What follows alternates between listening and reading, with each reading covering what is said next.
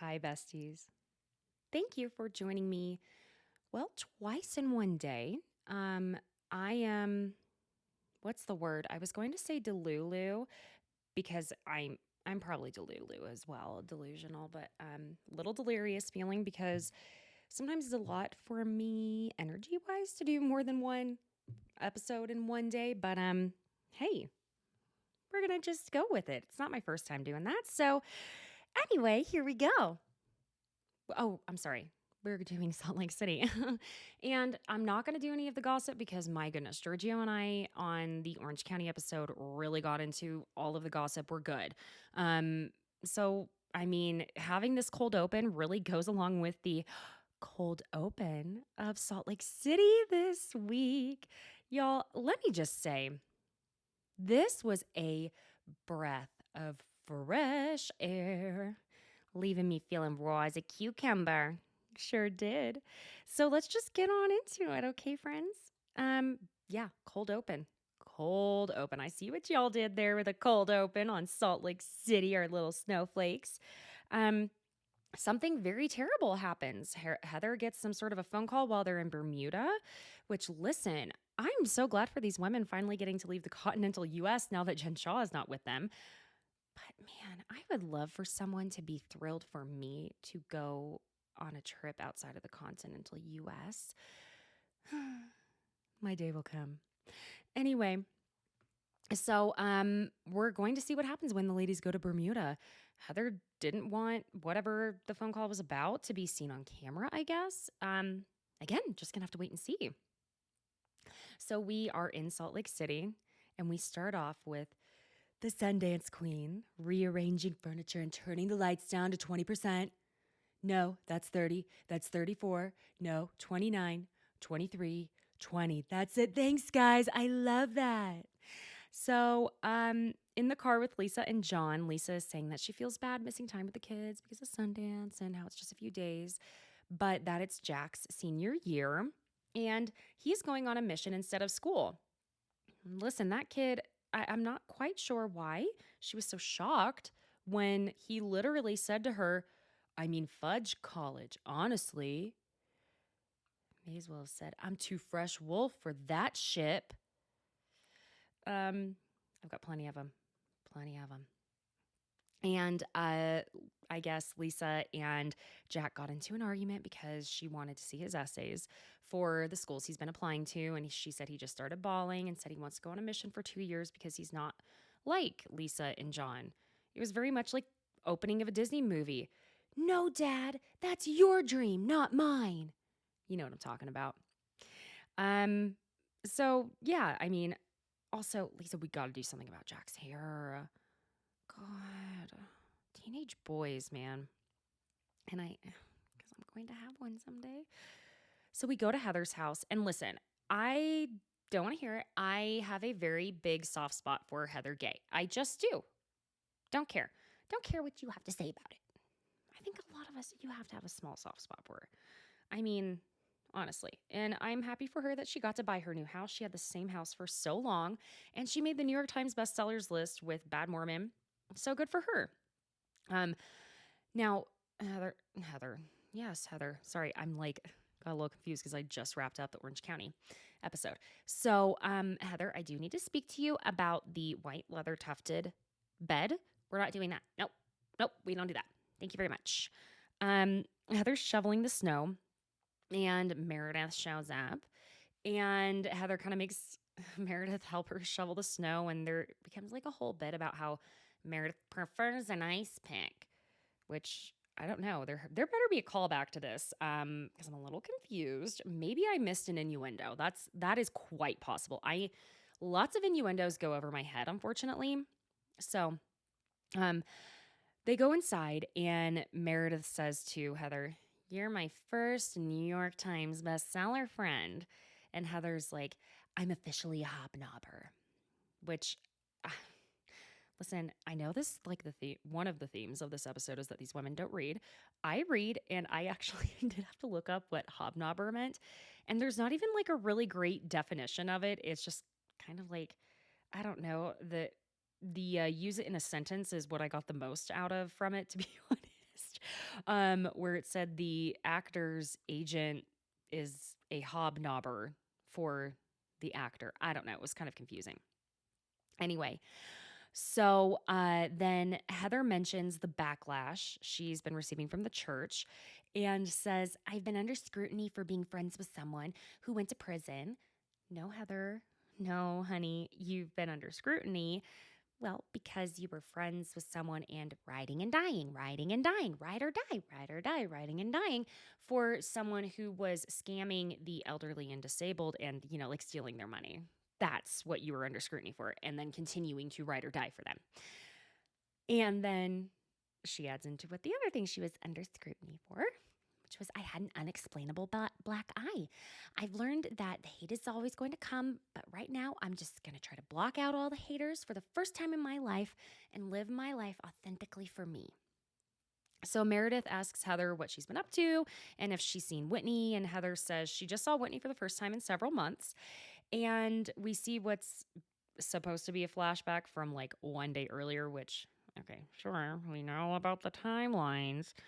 Um, and Heather is saying to Whitney, obviously everybody had a tough year, but I feel like it was the toughest for us. Like we had the most collateral damage. We lost our friendship, our relationship. I want to like forge a new path as friends. And Whitney says, well, if I'm being honest, it's going to be hard for me to trust you and trust that you really want to be my friend. Like, we just need to show each other that we mean it. And Heather tells Meredith that she and Whitney decided to have a get together for everyone with the idea of it being like a fresh friendship, fresh start, brunch with mimosas to help build trust and feel safe around Whitney again. And this is when Meredith is saying that she doesn't feel safe around Whitney either right now. And Meredith says, she's in the press and she says this whole thing about Seth and I taking a bath is creepy and the bathtub is filled with bacteria or DNA or whatever. So again, timeline, a little weird, but supposedly it was a week and a half before this scene that Whitney did an interview with the New York Post, which why such a interesting publication for this article to be in, I guess. And Meredith pulls up the article and she said, I was reading the article to Heather saying, you won't see Rose slipping on her slippers after a shared bubble bath with her husband, Justin. Like Meredith and Seth Marks, as the Wild Rose Beauty founder said. And this is when we get Whitney Rose by Meredith Marks. This was, bear with me. The Wild Rose Beauty founder said, cooking dinner and having wine to unwind with her man. And then she says it creeps me out to get in a bubble bath with someone else. Like, to me, about this for me, signing an article she wants to read about how much DNA is in a bathtub. And then Meredith goes to Heather, how much DNA do you think is in her hot tub? I have my bathtub cleaned every day. Trying to say it's not as clean as her hot tub that she invites 85 people to, like, regularly. Like, saying I'm, like, dirty, I'm creepy. It's offensive. And in confessional, Heather's like, wait, I'm confused. Does she think this is funny or is she really mad? Of course she's mad about it. She's Meredith Marks. And Meredith says it's just, in confessional, it's been an ongoing thing for years now where Whitney makes nasty little digs. And then she says to Heather, don't come after my bathtub. Does she not know me? You don't go after my marriage. You don't go after my bathtub. I mean, the only thing she left out was my children.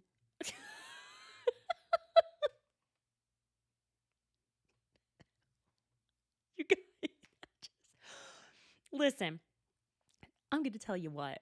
I don't give a shit if you say my bathtub is a cesspool of, I don't know what, of anything, of garbage, of feces. I don't give a shit. But I I will give a shit if you come after my child. Not comparable. This is so effing unhinged. I can't even. Okay. Okay. Can't even. So that's the end of that scene. And now we're getting to Meredith's store where we get Mary Cosby's coming back. Listen, let me just tell you, I've said it once and I'll say it a million times. Mary makes a fantastic housewife because she is so authentically herself that she doesn't know how to function as anything else. Her backstory is absolutely batshit. I'm so sorry. It is. It's wild. And her reactions to things, oh, she just can't help herself. It's hysterical. And so as we get the lead up of Mary walking up to Meredith's store, we get all the things she said in the past where we're getting, oh, women and little girl, all of it. It was fantastic. And then Mary's trying to open the door to Meredith's store. And listen, it's snowing. There's swelling of the wood. She can't get it open. And she's like, oh my God, why is it closed? And she's now, listen, when she is out of breath after walking up that hill, I am going to say the altitude thing is actually truly a thing. When I tell you, listen, I work out a lot, whether it looks like it or not, I enjoy food. Leave me the fuck alone. But that being said, my heart is physically fit, okay? I can walk up the stairs and I am out of breath here in Colorado.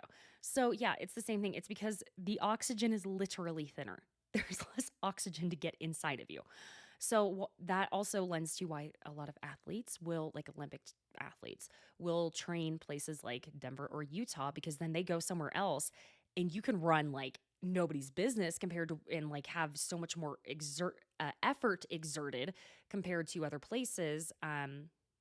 Like Colorado or somewhere the altitude. Okay, I went off on a tangent and then like I kind of got distracted by the fact that I didn't want to talk about it anymore. Do you know what I mean?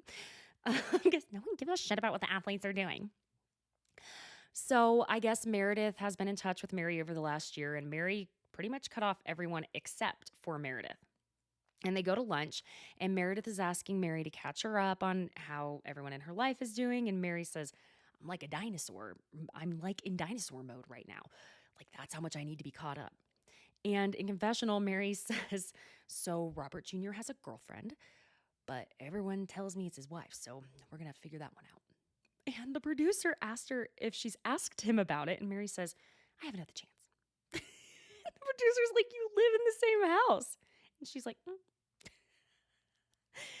And then she says, Robert Sr. just got back from Vegas for like maybe 6 months.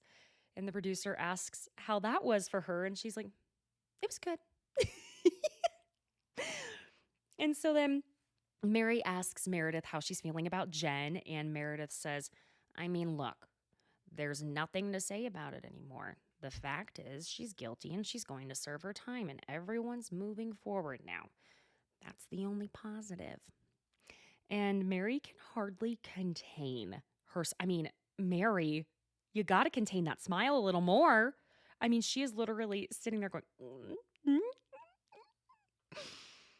trying so hard.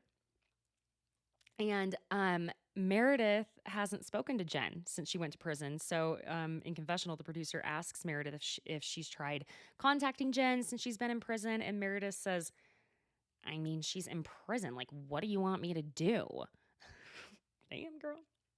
And, Mary's just kind of saying, like, you get what you deserve. And in confessional, she says she's interested to see what it will be like in the friend group now that Jen is gone. And she was basically the big elephant in the room. And she thinks that now that she's gone, she can, take a breath.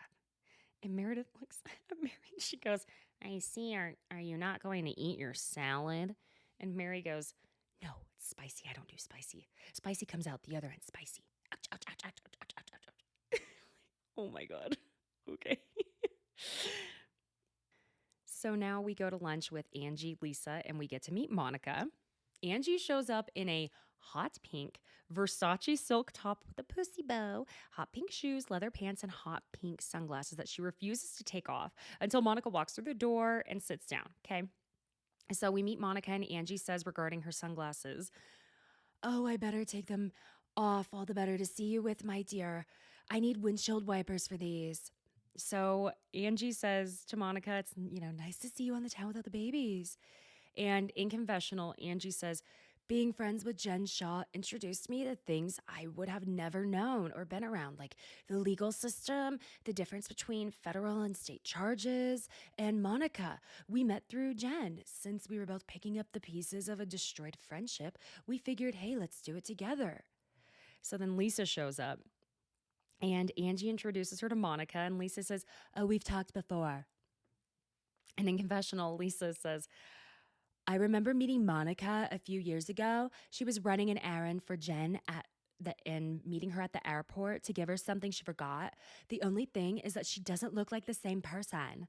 This Monica looks completely different from the Monica I met. The Monica I met had super blonde hair, fair skin. Honestly, if she were in the witness protection program or in a police lineup, I would not be able to pick her out. Oh, so in confessional, Monica tells us, and listen, I am loving the addition of Monica to this cast. So far, so good. She is another version of Jennifer Aiden, and she's beautiful. Love it. In confessional, Monica says, so Jen fired her assistant and I stepped in to help her out. And one night, Jen asked me, do you want to be rich? Do you want to make $600,000 a year? All you have to do is put this and this in your name. I remember being so weirded out, like, wait, what? It was very bizarre. And I have a friend in the Secret Service, because we all do, right? Ma'am. Okay. And I called him and he was like, get the fuck away from Jen Shaw. She's going to prison. And she was arrested 2 months later. And that is how I became a witness with the federal government in her trial. What? Listen, that was so, it felt so like, oh, and last week I saw Cameron Diaz and Fred Siegel and talked her out of buying this truly heinous Angora sweater. Whoever said orange was the new pink was seriously disturbed. Like something about it was so like, I'm sorry, excuse me, what? And see, and Meredith tweeted out that night, and you guys thought I called the FBI. Oh my God. So they're fawning over Angie's Fendi handbag, this like fur pink handbag, and how there were only like 6 of them and there's $7,000. And, she said it was going to be a keepsake for her daughter.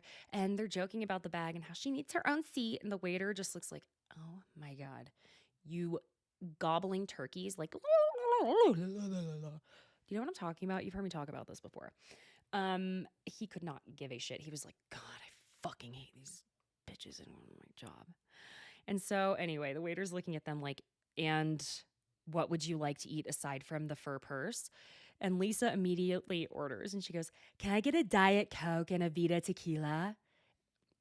Or excuse me, a Vita cocktail? And Angie says, here we are, all the brunettes. And Angie then says, referring to Monica, she's a little younger and I said I could be your mom. And Lisa asks Monica how old she is and Monica's only 38. And so Lisa looks at Angie, okay, we could not be her mom. Very reminiscent of that issue when Gina got upset at Taylor saying, we could be your moms, when they were all in Montana to that ranch hand that was like kind of trying to flirt with her. And so then in confessional, we find out Monica's going through a divorce. And she said that 4 years into her marriage, she found herself in what one would call an entanglement, which resulted in a divorce and then resulted in a wedding because they got remarried and now they're getting divorced again. And oh my God, Monica has 4 children, a 5-year-old, a 6-year-old, a 12-year-old, and a 17-year-old. And both she and Lisa bond over how their kids are seniors and they're crying every day. And in confessional, Monica says, it's hard being a single mom raising 4 girls and I may look put together right now, but it's like, no, bitch. I'm usually in my Christmas jammies down aisle 8 buying milk at 10 o'clock at night because we're out and I forgot. And Monica says to Angie and Lisa, you guys are like little besties, little twins. And Lisa, I'm still a little confused by what she said here, so bear with me on this. Lisa says, but I've known Angie for a long time. We started at Lunatic 15 years ago. We've known each other for a long time. And when she told me we were meeting you, I was like, oh my God, because I remember there were times I'd be on the phone with you. And in confessional, Monica says, I would talk to Lisa constantly because Jen would get sick and tired of talking to her and she would hand me the phone and then I'd be like, yeah, girl, I know. Oh my God, this was hysterical. I'm so sorry. But we're back at the table and the editors are just giving us all of it. They give us a cut of Lisa saying, I love culture. You know, I'm a New Yorker. Back to confessional. I know, I know. Do you want to know something that I'm obsessed with right now? Anything maritime. Back to confessional. All the time. I love yachting. So you can literally be on the phone with her and set it down. 2 hours later, come back. I love super yachts. And she is still going. And I've got the birthday book. I'll bring it next time. I've never talked to anyone like that in my life. Then Angie is telling Lisa she's going to teach her how to cook, and Lisa's like, I can't even cook eggs. But then Monica says, I have to cook, so you're lucky. It's a privilege because she asks if John is a good cook. And it's weird at this moment because the music starts doing that thing where it's like, oh, this is supposed to be like shady and there's supposed to be drama here, but it's like, I don't know. I didn't really take it as a dig. And then Lisa mentions that she and John are about to celebrate their 20th wedding anniversary in Europe. And she's talking about this sick house they have in, I don't know where she was saying, Brigada. Was that even the place? I'm so stupid. I'm so sorry. And in confessional, Monica says, it is so weird to hear these women portraying these perfect lives.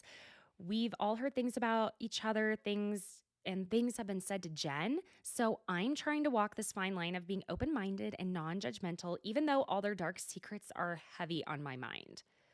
Woo! Interesting. Of course, Jen Shaw's a fucking liar. So do we even know if she was telling you the truth?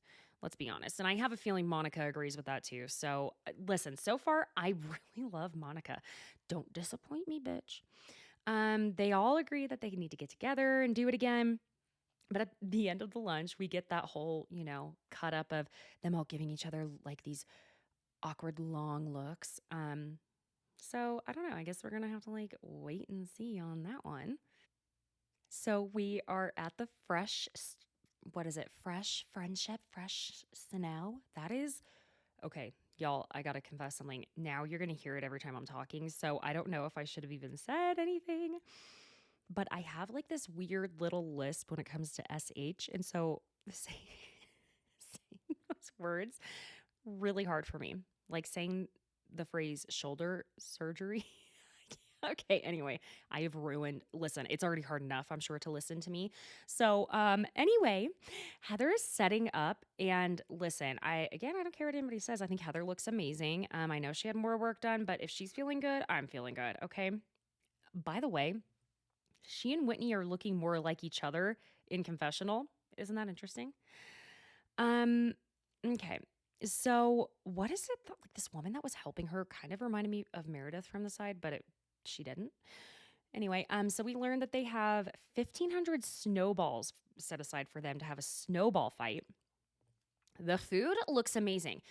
Listen, y'all, I am a sucker for a good bagel and lox. Oh my God. I freaking love it. Don't put capers on it. Put some red onion, some cream cheese, some good smoked salmon. Ooh, that shit is so good. And then Whitney shows up with her friend Bree, and then Heather's friend Mary H shows up, and Mary H is dressed to the goddamn nines in this rainbow effing snowsuit. I mean, it was cute. If I were a snow person, that would be cute. Okay, I get it, but it was a lot. I don't know. Anyway, Meredith and Mary show up, and in confessional, Whitney's like, "Oh my God, it's Mary Cosby in the flesh. Is this real? Is this really Mary Cosby? Is this a hologram? Did Heather roofie me? How good is that green screen you guys are putting together? Are you going to use Jen Shaw as a hologram now too? Did I order the wrong kind of Special K? I like Frosted Flakes anyway.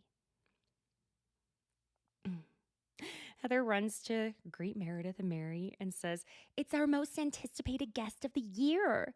And they all are like, "You look good. You look good. You look good. You look good." Then Lisa, Monica, and Angie show up, and Lisa's jackets. Oh my God. Mary, I am on your team on this one. Obsessed. And on Watch What Happens Live, Andy ended up asking Lisa where she got her jacket from. And Lisa, I am a bar hoe or Barlow hoe, whatever, But bitch, you need to figure out when people ask you where something is from, you cannot be that girl that's like, "Oh my God, I don't know. Is this thing so old?" Nah, bitch, share. I mean, I can't afford it, but I just want to know. She said she got it somewhere in Italy and she was like, "Oh my God, but I like love the whole line." God damn. And in confessional, Heather says, "Classic Lisa. I tell her she can invite a friend, and she brings the one friend that spread the worst rumors about me the last time we were together." And we get the flashback of Angie saying the Barbie scissor kicks were probably what caused Heather's black eye. And then Heather says, "But when I said fresh start, I meant it. So I'm going to forge ahead." And in confessional, Monica says, "So to be completely honest, Jen never said anything nice about Heather." Shocking. Jen Shaw didn't say anything nice about one of the only fucking people who would ride or die for her. Jen Shaw just gets more and more despicable. And listen, what's funny is I wasn't even going in on her like this when she blocked me. Do you want to know why Jen Shaw blocked me? Did I tell y'all? All I had been posting was that I loved Lisa Barlow. I had said nothing about Jen Shaw. Mm-hmm. Let that sink in. And then Monica says, "But she also never said anything nice about anybody ever, and everything that came out of her mouth was bullshit. So I'm gonna make my own assumptions about Heather."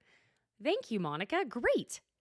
That's perfect. Again, it's you know, Jennifer Aiden makes great TV, but I would like to see a little bit of Jen Aiden mixing this in with her, thing. Angie was bringing up banana bread that at first I was like, did she make that? But no, I don't think she did. So Lisa goes up to Mary. "Hi, Mary. How are you?" In confessional, Lisa says, "Holy shit, Mary Cosby. Mary and I didn't really leave things bad, but the last text message I got from Mary wasn't exactly nice."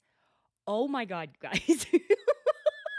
This is like, Lisa, this is one of those times you can go ahead and, like not downplay this. You are not being over dramatic if you're like, this woman is a is a no good bitch. Oh my God. So Lisa reads the messages she received from Mary. Here we go. And she reads them so nonchalantly. I don't even know if I'm going to be able to do it the way it's just too funny. "Lisa, you're the biggest idiot. You're a black widow. You're the biggest liar in Utah. Wow. You'll kill people with your nasty tequila. You remind me of a witch. You're an evil person. You're not interesting. You're a horrible human being." Now, I guess we need Lisa to go on just to be with Bethany Frankel and for Bethany to read off the text messages and go, I would have killed someone. Sorry, I'm not making fun. I am, but I'm not, okay?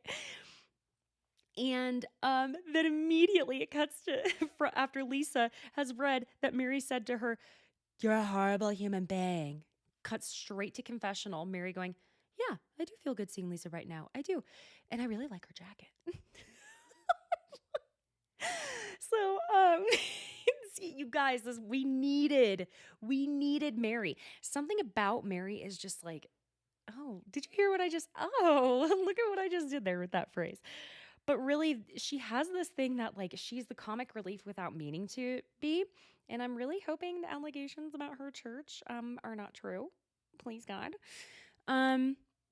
So Heather tells everyone to gather around real quick and that she appreciates them coming. And she says she has a quick announcement that she and Whitney got together, which is why this was an announcement, and decided to make a fresh start and have brunch day with everyone, how they all, really had a hard year. And the one thing that they share that they all went through together is that they could just have a beautiful fresh start. And so Mary calls Heather over to talk to her and asks her how she's doing without Jen. And Heather says she's doing surprisingly well. And Mary says, "You do still have a strong attachment. Do you still have a strong attachment to Jen?" And Heather says, I think that was a projection by other people. I think I had boundaries. And Mary's like, "No, you guys had a cool something." And Heather says, "We had a connection. There's absolutely always a connection. And that's what made it so difficult to have clarity or any boundaries for me. I fell too deep in it and I couldn't catch my breath because she was always a lot, you know?" And Mary, listen, go for it, Mary. Mary goes, "No, but you knew what you were walking into when you were willing to accept it and like that a lot. And you like, sorry, friends. And you like that a lot. You enjoy that, right? Do you know what I mean? So now, how are you feeling that she's actually gone?" And Heather says to her, "I feel like a weight has been lifted." And in confessional, Heather's like, "Yeah, felt like I could be honest with Jen because of I felt like I couldn't be honest with Jen because of what all she has going on in her life, you know. And so it was not a time to talk about our friendship and set boundaries. But now that she's in prison, and I feel like I can just shut the door on it and move on." That was a tough paragraph for me to get through. I don't know why I am struggling with my Southern accent lately. And some of you will be like, "Your Oklahoma's not a Southern accent." Shut the fuck up. Yes, it is. We say y'all over yonder around the corner. Okay? Fixing to get around for supper. Shut up. So Lisa's in the middle of saying to Whitney and another woman, "The Brooks and Henry need to get together, and that Luciana was hilarious." When Meredith interrupts her and asks her to come talk to her. And so Meredith says, "I just wanted to pull you aside and talk to you because I feel like whenever we try to find resolution in the group, it has not gone well for us. I would just like to set us up for success rather than failure. And I was thinking maybe we could sit down for a one-on-one with a coffee or, you know, have a little conversation. You listen, if you want Lisa to get in the bathtub with you, you should just say so." And then Lisa says, "What were you thinking?" And Meredith says, "I don't know, maybe next week. I was thinking we could get together and go for a hike or a walk or something. Let's make it happen." And then she cheers her. And in confessional, Lisa, "Wow, I did not see this coming, but like, let's be honest. And I think she missed me. I mean, I would miss me too." And they're roasting marshmallows to make s'mores. And Heather says, "I'm a good time marshmallow girl, but I'm getting a little bit of a carpal tunnel from turning the spit." Then Lisa is saying, "Do you know one of the two things I can't stand? Anything burnt." Well, you better stay away from all the blonde's hair, okay? Because, So, sorry, I'm still just checking up on things because I keep having issues with recording. So if you see my eyes drifting, I'm not just like distracted. I'm just having so many blah, blah, blah, technical difficulties today. Okay, thank you. Got it out, Caitlin. And then Heather starts joking that, we have to keep all burn things away from Lisa, and I can't do it all. I'll have to stick to books. And that's when Monica asks who read the book. And in confessional, the producer asks Whitney, "Have you read Heather's book?" And Whitney goes, "Yeah. No." And then Angie says, "If I read books, I fall asleep sitting up." Then back at the party, Mary says, "No one's reading that book." Oh. In confessional, Heather's like, "I'm not surprised. No one's read the book. They're really not readers." So then Lisa goes, "Heather, am I in the book? Tell me everything." And Heather says, "I just say that you are who you want to be sitting next to at a dinner party. And there's nothing small town about Lisa. She's a big city girl." And Lisa goes, "I love that. Let me get my phone out. I got to buy a copy." Oh my God. And Angie then says, "I want to get a signed copy of the book from Lisa. I mean, she's the star. Big star here. Lisa, love me, like me. Can I have your autograph? Will you sign my boobs?" sign my sunglasses. They're big enough that they need windshield wipers.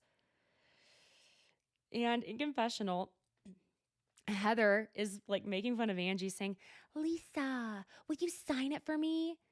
And then she's like Angie, that is exactly why you're not in the book and never will be. Because you're a fan, baby girl. I mean, I'm a fan. It's okay. Meredith goes over to the bar where Whitney and Heather are, or I'm sorry, where Heather is. And Whitney walks up and goes around to the side that Heather's standing on, which is behind the bar. And Heather says, this is the bartender's side, but hey, you're welcome. And Meredith says, is this your new venture together, your new bartending path? And Whitney's like, it's kind of our shtick. We are pioneer bartenders. We are the buzzin' cousins. The buzzin' cousins are buzzing because of the booze. And then Whitney says, and other substances that we shall not name. It's legal now. And then Heather says, when did Special K become legal? And Whitney starts going off, going, I don't do that. I would have like a heart attack and think I'm dying. Then Meredith says, but you like to say I do.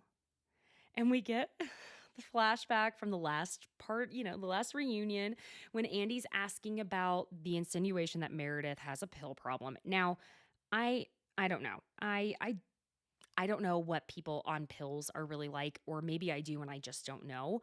A lot of people have said that about her. I don't know. I don't know. I think she just kind of has a way about her, and maybe she takes like anti-anxiety medication. I don't know. Allegedly, maybe, I don't know, just a thought. A lot of people take that stuff. So, and it affects everyone differently. Who the fuck knows? Anyway, and so in the flashback, Lisa was saying at the reunion that Jen had told her that when they were in Zion, Meredith was on something with Heather, but they were both on like ketamine or something. And then Meredith says to Whitney, I did find out that you were the root of that rumor, but that's irrelevant. And Whitney says, I did not. And in confessional, she's like, what is Meredith talking about right now? Am I being accused of starting the rumor about Meredith doing ketamine? First time I heard of that was in New York, and Lisa is the one that said it. And Meredith tells her, it seems you have plenty to say in the press about me. You continue to talk about me, and if it was one incident in and of itself, I wouldn't care. But you continue to talk about me. And Heather's saying, like in confessional, oh, this is time to leave the group chat. I was making a joke, which Heather, girlfriend, no. You were not just trying to make a joke. You knew what you were doing. Just like when you said the marshmallow good time girl. We all remember when Lisa said, oh yeah, Heather's a good time girl.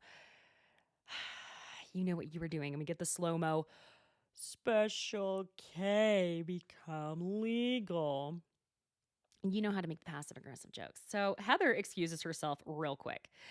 And Meredith says to Whitney, you know that if excuse me. And Whitney says to Meredith, you know that if I said it, I would own up to it. If I have ever said that you have done ketamine. And Meredith says, Whitney, I don't believe that you own the things that you say because we left New York. I thought we were in a neutral, peaceful zone. And the next thing I'm seeing is that I am like dirty and gross and because I'm creepy because I take baths. Whitney is like, it was a funny joke, Meredith. No, it wasn't, because it was a dig at my marriage and a dig at my bathtub, like I have a dirty house.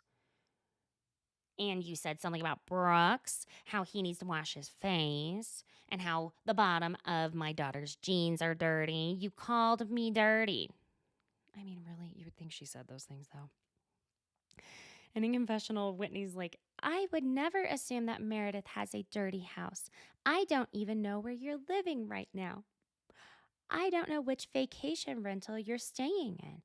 I'd assume she'd wrap everything in plastic so that she gets her deposit back at the end of the lease. Oh, okay. Okay, Whitney Rose. You Guess we showed up for work today. Damn, girl. Ooh. My bathtub is very clean. Maybe yours isn't.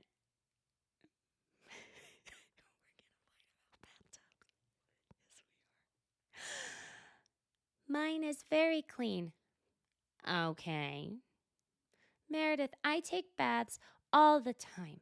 I prefer to take my bath alone, which is true. I don't think you should be judging me because I prefer to take my baths alone.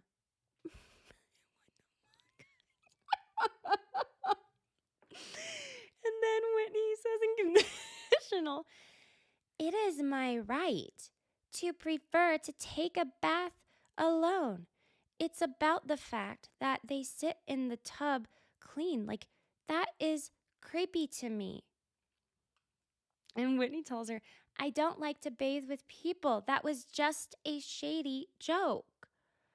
Girl, enough with the shady because you are not on Girls Trip anymore. Okay, stop saying it. And in confessional, now we're about to have a Whitney Meredith combination again, which, making my eyes cross.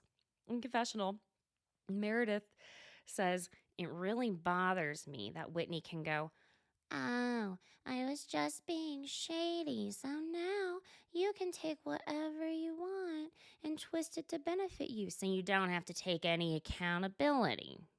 Okay, got it.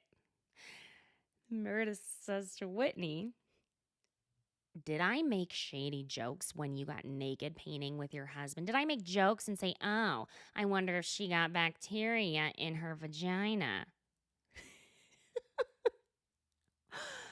Meredith, I know you won't probably get in the bathtub that isn't immaculate. You can probably eat dinner off of your bathtub. I'm sorry I offended you, but I need to get off my chest. I need to trust that you're going to let this go and not hold a grudge. If we say, we forget. And Meredith is going on, I don't hold a grudge. And like, really, okay. And I don't hold grudges, Whitney, I don't. Sure. And Whitney is asking what they need to do in order to move forward because she's like, I don't want to lose brain cells over this. And that sent Meredith because Meredith says, save your brain cells. Save your brain cells. And Whitney says, I'm nervous to move forward with you because I don't trust you. Oh, I'm sorry. I missed the part where Whitney said, this is a stupid conversation. Save your brain cells. I am nervous to move forward with you because I don't trust you. I certainly don't trust you. And so basically Whitney's just kind of like, what do you want from this, Meredith? Like, I guess, they agree we'll just have to see. And Whitney, it's factual. Whitney says, I am never going to live down creepy bathtub. She will be bringing this up 5 years from now. It's always something.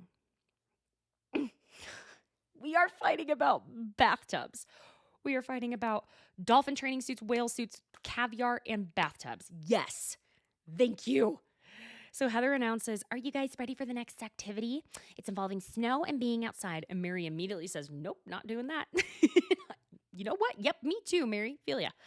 Heather basically says that this is the last chance to take out any anger for the snowball fight. And basically the rules are keep going, throw it at whoever, wherever, whenever, and there are no rules. Okay? And Lisa's kind of getting nervous. You can tell. She's like, I don't want to do that. I didn't sign up for this. I still need my face. I can't do any activities where balls are flying at my nose.